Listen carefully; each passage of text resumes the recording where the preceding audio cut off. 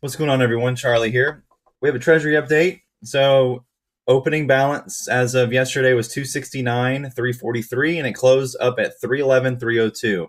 So, we're back on the upward trend for the Treasury balance. They announced easing yesterday, apparently, to start on the 15th of November.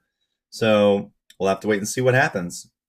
Yeah, but the Treasury count is back and growing, well over where we started this fiscal year, at 215,160, about nearly 100 billion above where we started this fiscal year. Yeah, let's go. G America. G America. A lot of exciting things happening. Patience and discipline is all that is needed, okay? Talk to you all later. Have a good one. Oh, and by the way, if you haven't noticed, GameStop is above 210. They've just inserted a couple more share lending vehicles, like the North Carolina Treasurer Retirement Systems of Alabama.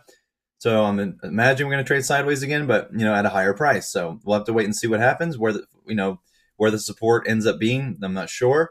Max Payne's like 187, but we'll have to see what happens. Y'all have a good one.